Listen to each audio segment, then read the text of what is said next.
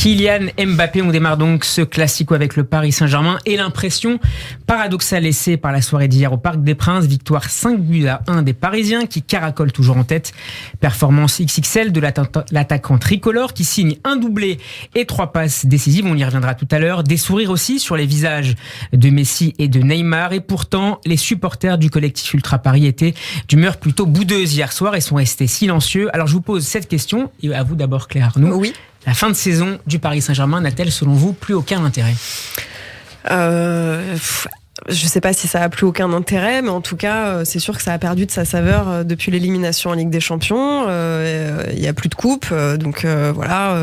On sait que le Paris Saint-Germain est, je vais pas dire quasi champion, mais bon, voilà, c'est quasiment fait. Mais est-ce que ça sauve une saison ou pas ? Je sais pas. Moi, je comprends un petit peu le désarroi des supporters parisiens. Benjamin ? Ouais, comme on le disait en plaisantant un peu en introduction, il y a un vrai malaise quand tu regardes le match du Paris Saint-Germain. C'est un vrai malaise que tu ressens parce que effectivement, tu sens qu'il y a un désamour de la plupart des supporters, en tout cas des ultras, envers leur équipe. Tu sens que tu as des joueurs qui essayent quand même de faire le boulot, donc ça c'est plutôt positif, on peut pas leur enlever. Heureusement. Bien sûr, il y a Kylian Mbappé qui est un peu un cas à part, qui lui continue de montrer qu'il est extraordinaire. Après il y a ces déclarations d'après-match où effectivement il joue un peu avec les journalistes, il veut faire parler il reviendra derrière. sur le terrain, sur le match. Sur le terrain, c'est oui, hier le PSG bat Lorient, mais ça n'a absolument aucun espèce d'intérêt. Rien ne fera oublier la Bérésina de Madrid et rien ne fera oublier le fait qu'aujourd'hui, les supporters, les suiveurs du Paris Saint-Germain ont besoin clairement d'un projet clair pour l'avenir. Et tant que cette déclaration ne vient pas, je crois qu'on va rester dans cette zone grise dans laquelle on est. Dominique ? Moi, je pense quand même que, pour quelqu'un qui est pas forcément supporter de Paris, on a assisté quand même à un super beau match. On a passé un super moment. J'ai pas regretté. C'était pas le Real Madrid en face. C'était pas le Real Madrid soit, mais pour les personnes qui se sont déplacées, les familles avec leurs enfants qui venaient voir un match au parc, je pense qu'ils ont passé un super moment et qu'ils s'en souviendront probablement assez longtemps. Ça n'empêche pas que évidemment ça n'effacera pas la défaite contre le Real, mais au moins on a assisté à un beau match et les supporters n'ont pas sifflé à part un petit peu sur la fin Ramos et Kerrer aussi lorsqu'il est rentré, mais d'une façon générale ils se sont bien tenus et les supporters, on va dire non habituels, ont pu passer un très bon moment. Claire, vous allez régulièrement au Parc des Princes ? Alors, pas depuis un petit moment parce que il y a pas mal de tournages à faire et je dois aussi être à la maison pour ma vie privée. Moi aussi. Donc non, c'est vrai que j'y vais 1 à 2 fois par an, donc c'est pas énorme de déplacements au Parc des Princes, mais dès que je peux le faire, je le fais et je le faisais beaucoup avant. On y reviendra peut-être tout à l'heure. Vous suivez depuis longtemps le Paris Saint-Germain. Je suis le Paris Saint-Germain quand ça n'allait pas. Et en fait, je suis désolée, je vous coupe, mais il y a un truc qui moi me marque, c'est que quand le PSG a lutté pour son maintien, il y a un truc qui se passait, je sais pas, il y avait Paoletta, tout le monde sait que j'adore ce joueur, mais il y avait un truc, on avait l'impression que les joueurs ils étaient accrochés à ce club et moi j'avais ressenti que les supporters, même si on avait peur de redescendre, il y avait quand même un truc qui était fort que je sens pas là. Mais est-ce que les supporters parisiens font pas un peu la fine bouche ? C'est-à-dire qu'on se souvient de Paoletta, du but marqué à la dernière minute de la 38e journée. C'est exactement ce que dit Claire. Mais là, on a Neymar, Messi et Mbappé en attaque. C'est exactement ce qu'est en train de dire Claire, c'est l'identification au club. Aujourd'hui, quand tu regardes le Paris Saint-Germain et les joueurs, typiquement Ramos hier qui rentre et qui se fait siffler, pourquoi il se fait siffler ? Pas parce qu'il a été blessé ou autre, c'est parce que ça a été une promesse. Il devait amener le PSG au titre suprême. Il a été blessé, il a été absent dans les moments clés. C'est voilà, quelque part, Ramos représente les ratés du projet qatari. Et donc effectivement, aujourd'hui au PSG, tu as ce passé. Alors on avait une équipe certes qui était moins forte, mais en tout cas il y avait une identification plus forte. Aujourd'hui, qui n'existe plus quand tu as Neymar, Messi et Ramos sur le terrain. Il y avait peut-être aussi un truc.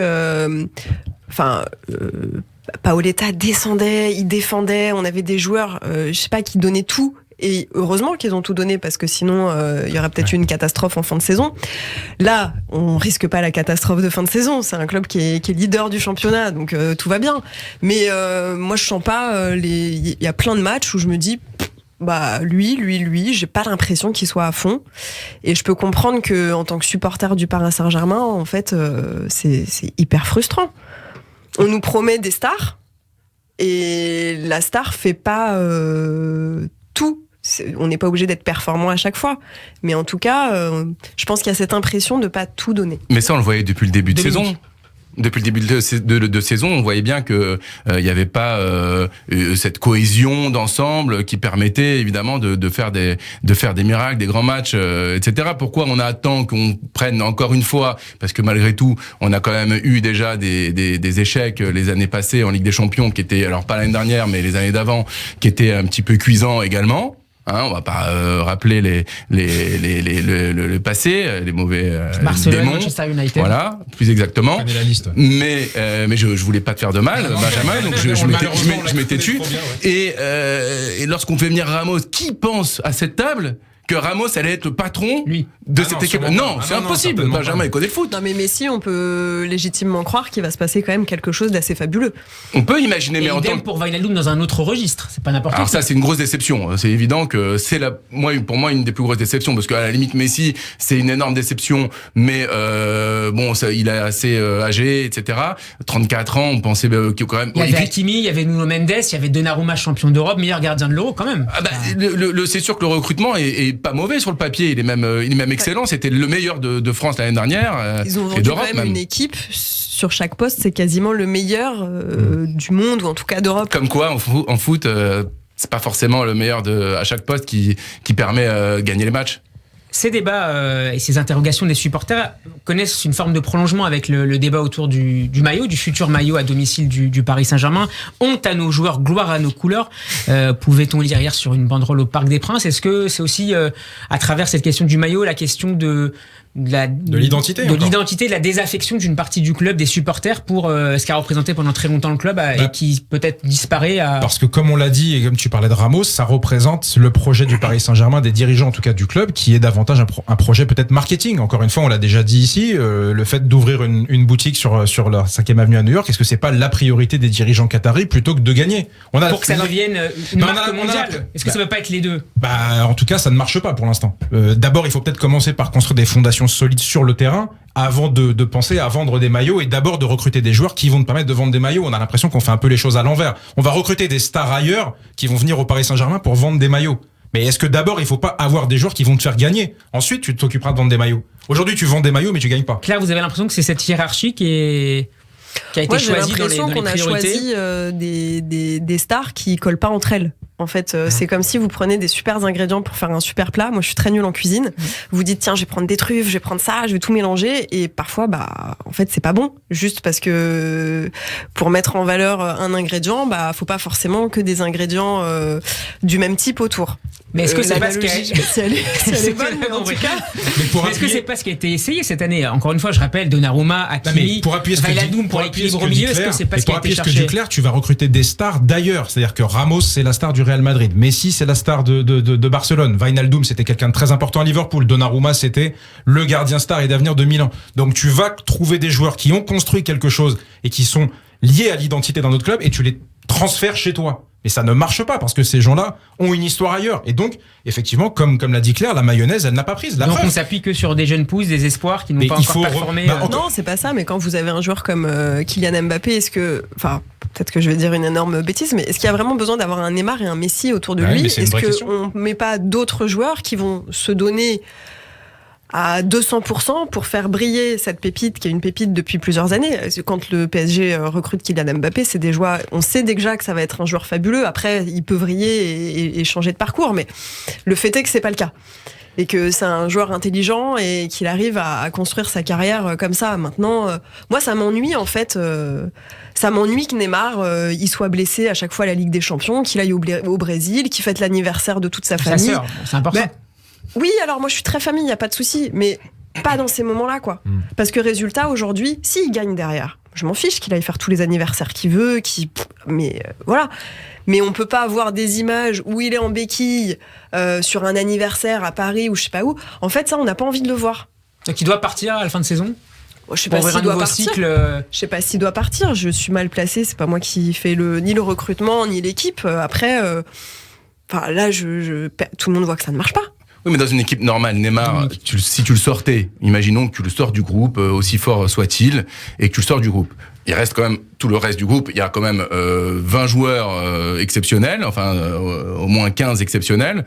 Est-ce que dans ce cas-là, Pochettino aurait pas dû écarter Neymar parce que Messi il joue pas à 10 km/h parce que Neymar est sur le terrain. C'est parce que aussi lui-même connaît peut-être un petit coup de fatigue. Mais après, quand tu le vois jouer avec l'Argentine et que tu vois qu'il a eu un niveau dernièrement qui était quand même excellent, tu te dis, il n'y a pas que Neymar. Vous voyez, et c'est ça qui me gêne aussi. Et en plus, on n'était pas loin parce qu'il y a un moment donné contre le Real, je veux dire, ce qui s'est passé, c'est aussi dans la tête. Et c'est pas que Neymar qui est dans la tête. Oui, mais c'est pas que Neymar qui est dans la tête. C'est impossible. C'est impossible que pour ces joueurs-là, on dise que c'est dans la tête.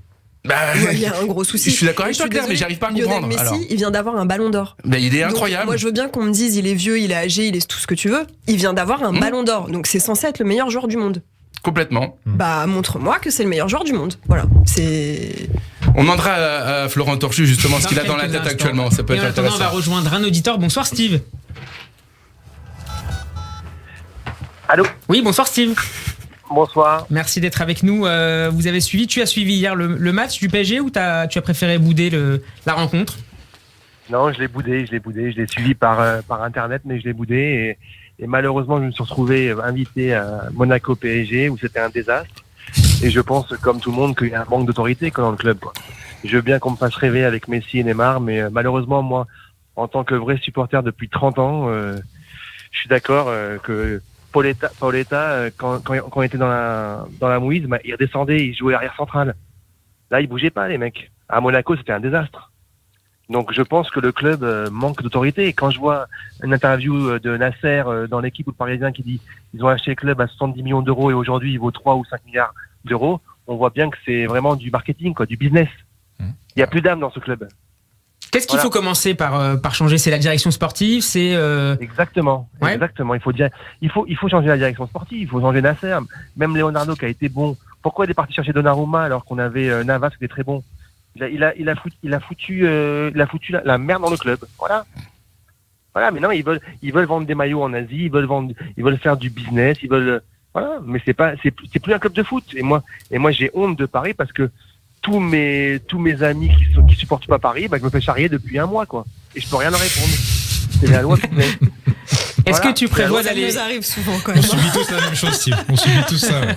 On est ensemble. Ouais. Est-ce que tu prévois de suivre le PSG OM du 17, par exemple ? C'est la seule question que je me pose.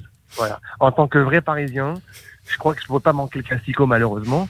Mais je suis écœuré, quoi. Moi, pour moi, Madrid PSG, c'est une bombe atomique. Ça a été la goutte qui a fait déborder le vase. C'est plus fort que la remontada, pour toi ? Mais bien sûr, quand vous avez un match que vous avez dominé, vous avez archi-dominé l'aller. Et là, vous avez dominé 60 minutes, il reste 30 minutes. En 30 minutes, on prend 3 buts, même si Benzema il a eu la chance sur le 3e but. Mais c'est honteux.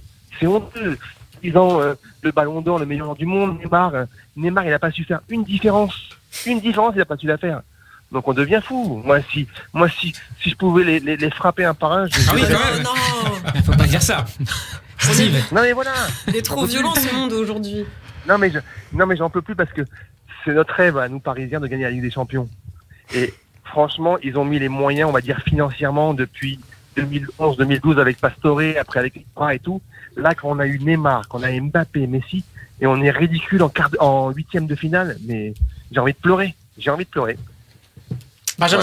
Parce que dit Steve et le débat qu'on a, ça me fait penser à l'interview de Valdano dans SoFoot. Je sais pas si vous l'avez lu, mais il explique justement que la génération des Galactiques à Madrid a fait passer le Real Madrid dans une autre sphère et il parle du recrutement de Beckham. Et il disait quand tu as Beckham dans ton équipe, si tu vas prendre 3-0 à Eibar, pour autant à l'aéroport, t'as 3000 fans qui vont acclamer Beckham et Madrid. Et donc tu n'es plus dans le résultat, tu n'es plus dans la réalité du terrain. Et je crois que c'est exactement ça, c'est que le PSG est passé dans cette autre dimension, beaucoup plus, on l'a dit déjà, marketing et autres, et qu'il n'y a plus l'essentiel qui est le terrain. Une sorte de décorrélation entre les résultats sportifs et les résultats économiques. Exactement. Et voilà. Oui, et pour toi, Benjamin, aucun entraîneur, je dis bien aucun en Europe, ne peut mettre de l'ordre dans ce vestiaire. Zidane. Si. Arnaud, Zidane, c'est votre favori? Enfin, c'est en tout cas l'entraîneur que vous auriez aimé. Si vous étiez directrice sportive, là, vous êtes nommée. Si je suis directrice sportive, déjà, je serais bien heureuse. Mais oui, Zidane, exceptionnel. Il te fait rester Kylian Mbappé.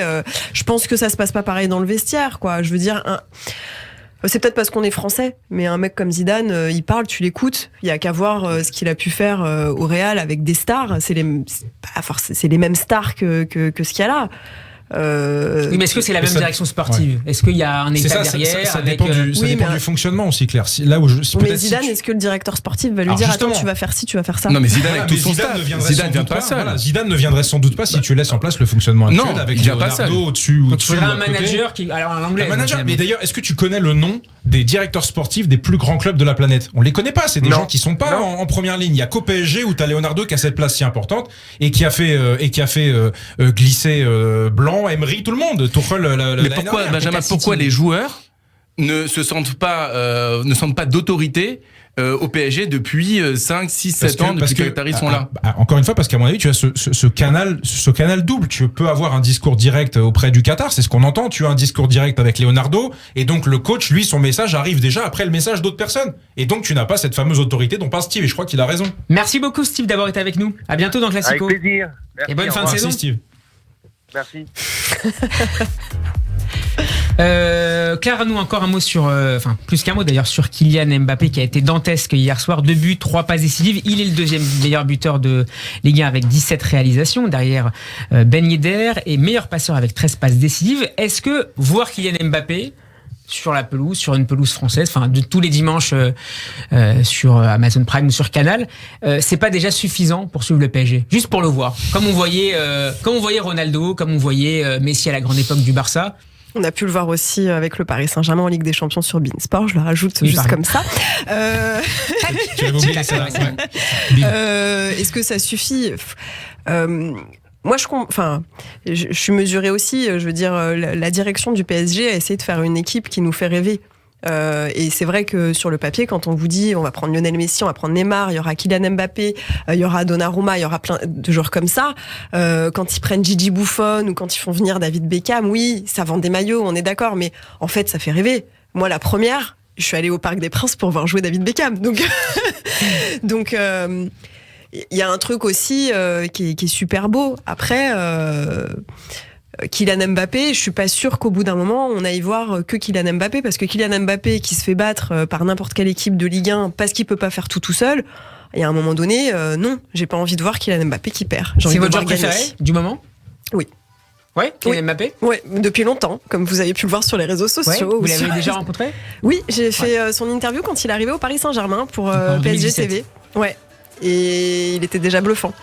Alors Claire, vous allez garder la main. Pour mieux vous connaître, on vous a préparé une interview première fois. Votre premier souvenir de foot? Mon premier souvenir de foot. Ouais, j'ai vu, je me suis dit, je sais pas, c'est Coupe du Monde, je sais pas. Mon premier souvenir de foot, c'est un souvenir pendant la Coupe du Monde de 98. On est descendu dans le sud pour les vacances en voiture avec ma mère. On avait une vieille voiture et mon petit frère derrière. Et j'ai vu que votre mère était fan de foot. Ma mère adore le foot, ouais. Et on a écouté France-Italie à la radio. Donc le quart. Ouais. Le vendredi. À la radio, exactement. Votre premier club de cœur? Paris. Votre première fois au stade? Parc des Princes. Je me souviens plus du match. Je crois que c'est un PSG Nice, mais je pense que c'était hyper anecdotique. J'étais juste. Je pense que j'étais vachement plus. C'est Paoletta. Ah, Paoletta. On est toujours Paoletta. Il y a eu presque un truc dans ma vie au début, c'était ça. Voilà, j'ai presque la réponse à la question suivante. Votre premier joueur frisson? J'ai eu Paoletta et après je focalise sur quelques joueurs comme ça. Pendant 10 ans, vous lâchez pas le. Pendant un bon moment, je lâche pas. J'ai adoré Nicolas Anelka. Et après, j'adore Zidane, mais c'est vrai que j'ai eu des joueurs vrais, ouais. Et aujourd'hui, Kylian Mbappé me fait le même effet. Votre première Coupe du Monde, 98? Ouais. Votre premier passage à la télé? iTélé, j'ai présenté les journaux sport du week-end. Et alors l'année, attendez, je réfléchis. 2006-2007. Bon souvenir?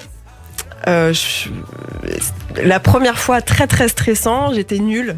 Et j'étais mal coiffée, mal maquillée, et je pense que j'ai parlé beaucoup trop vite. C'était le débrief de ma mère juste après. Mais ouais, c'était addictif, ouais. Votre premier maillot de foot, pardon. Mon premier maillot de foot. Alors, j'ai pas.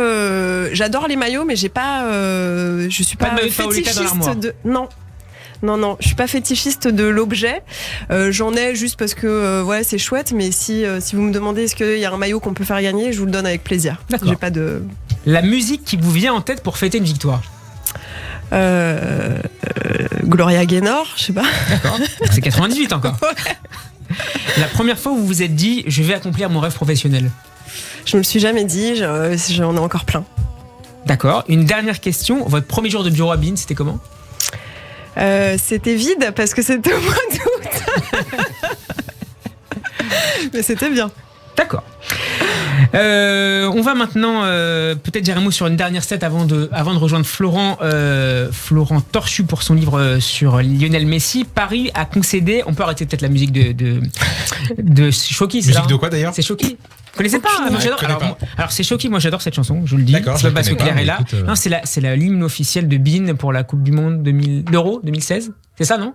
Ah bon? Je crois que c'est ça, ouais. 2016. Voilà, et moi j'adorais cette chanson. Mais... c'est Shoki, comme on en live. Alors, moi, juste la musique de salon VIP pendant l'Euro, c'est toujours Justin Timberlake. Donc j'ai l'impression que c'est l'hymne de tout le monde. Et ben il y avait ça. C'est un peu différent du style. On est en 2021, C'est vrai, moi je suis un peu rétro. Moi je suis comme Claire, je suis rétro. Ok. On avance, on va rejoindre Florent Torchu puisque la émission avance. Bonsoir Florent, et merci d'être avec nous. Florent, est-ce que vous m'entendez? On vous voit, mais on ne vous entend pas. Hola Florent, puisque Florent est en Espagne. Hola, ¿qué tal? Ah, voilà. Vous m'entendez? Muy bien, c'est comme ça qu'on dit? Muy bien. Je ne me demande pas ça. On vous entend Florent, merci d'être avec nous. Vous êtes journaliste correspondant en Espagne de France Football et vous signez ça, Le Roi Léo aux éditions Solar. On est très heureux de vous recevoir à nouveau dans Classico. Vous y revenez sur les grandes heures du meneur argentin autour de ses ballons d'or et des interviews qu'il a accordées à France Football et à vous en particulier pour une bonne partie. Vous le connaissez donc assez bien. Florent, comment se sent-il actuellement à Paris? Alors, je vous ai entendu parler, effectivement, on dit que pour un ballon d'or, c'est pas forcément normal qu'il y ait autant de temps d'adaptation et que, évidemment, je suis d'accord avec vous, on attend beaucoup plus d'un joueur comme Lionel Messi qui a eu 17 ans au Barça à un niveau stratosphérique. Mais c'est vrai que c'est quelqu'un qui est plutôt habitué à la routine, comme il nous l'avait confié quand on a fait l'interview pour le dernier ballon d'or, le 6e ballon d'or. Et il a encore un petit peu de mal à s'habituer à sa nouvelle vie parisienne, pour plein de choses, tout simplement sa vie quotidienne, c'est pas la même qu'il pouvait avoir au Barça. Ses enfants aussi ont eu un petit peu de mal à s'adapter, son épouse et lui-même. Voilà, on passait pas mal de temps à l'hôtel, presque jusqu'à la fin d'année 2021. Et tout ça l'a pas mal perturbé. Donc voilà, pour l'instant, il est encore en train de trouver ses marques, mais c'est vrai qu'on attend de voir un Messi plus performant. Peut-être aussi une petite chose, j'ai l'impression qu'il joue pas aussi haut sur le terrain qu'il pouvait jouer quand il était au Barça. Et puis il a peut-être plus ce rôle de sauveur qu'il pouvait avoir au Barça ces dernières années, où c'était un club qui était en déliquescence.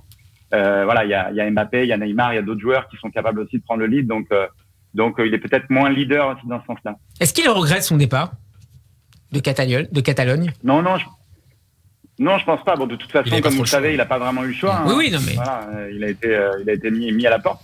Je pense que s'il avait pu rester, effectivement, il serait resté, mais c'est pas quelqu'un qui se retourne vraiment sur ce qu'il a fait.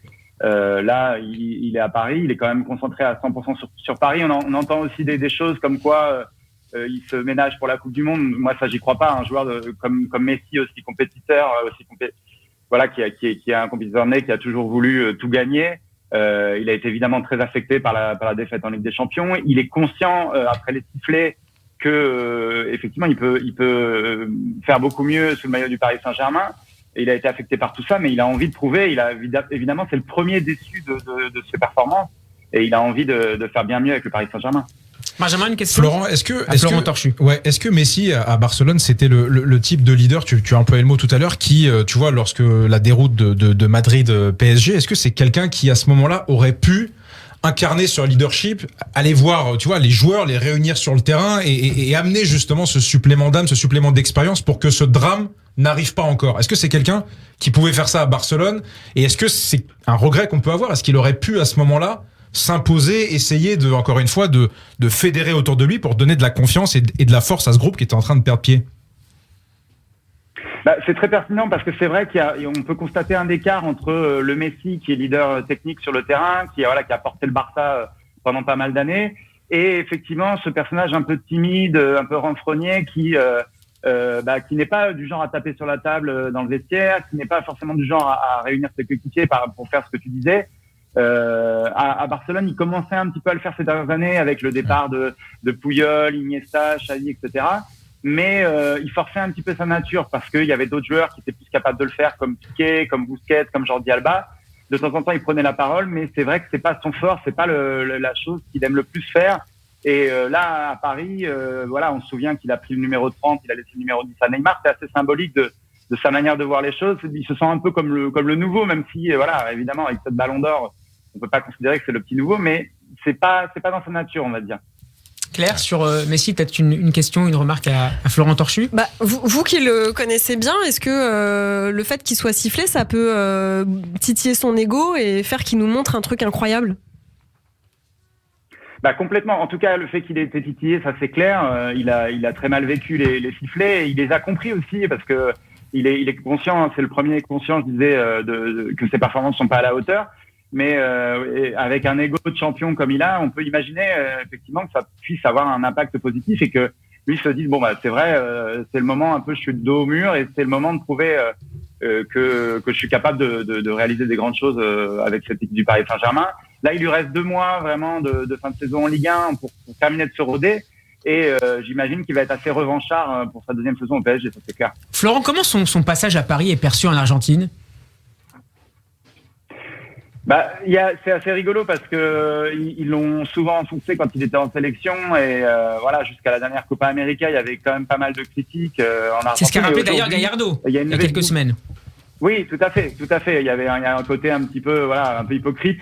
Mais maintenant, dès qu'on touche à Messi, les sifflets, j'étais en Argentine justement quand il y a eu les sifflets, le 3 qu'il y a eu dans l'équipe, et il y a une levée de bouclier, tout le monde défend Messi. On n'a jamais senti les Argentins aussi patriotes, aussi pro-Messi. Donc c'est vrai que quand il a été un peu tensé ces dernières semaines par la presse, par les supporters, les Argentins étaient derrière lui en disant mais comment on peut siffler Messi après tout ce qu'il a donné au football, etc. Mais c'est vrai qu'il faut constater qu'effectivement avec le PSG, ça résume pas forcément le reste de sa carrière. Un mot avec vous aussi, Florence, sur le tirage de la Coupe du Monde de novembre prochain. L'Argentine sera dans le groupe C avec le Mexique, la Pologne et l'Arabie Saoudite. Est-ce que c'est l'une des sélections outsiders de cette prochaine Coupe du Monde? Clairement oui, parce que c'est vrai qu'en Copa América, on s'attendait peut-être pas à ce que ce soit cette année qu'il la gagne, enfin en tout cas en 2021. On a une équipe qui avait composée de peut-être moins de stars, mais beaucoup plus complémentaires, avec entre guillemets un peu des lieutenants de Messi, ce que peuvent être De Paul, Lo Celso, Paredes, des joueurs qui ont vraiment envie que Messi brille et qui se mettent à son service. C'est vrai qu'avec un groupe plutôt équilibré et normalement accessible pour eux, ça peut leur permettre de bien se roder pour après le deuxième tour où là effectivement c'est un petit peu le plat le plat de résistance qui arrive et ça va être un petit peu plus compliqué pour l'Argentine, mais peut-être que ça leur va bien cette fois-ci d'arriver dans un rôle d'outsider et pas forcément de favori qui n'aura pas trop réussi ces dernières années. Le roi, Dominique, oui, j'avais une petite question pour Florent. Florent, vous avez vu après le match contre Venezuela, il y a eu une déclaration où il semblait dire qu'il devait faire le point après la Coupe du Monde. Il va repenser beaucoup de choses. Est-ce que vous avez des infos ou des confidences sur son futur après la Coupe du Monde?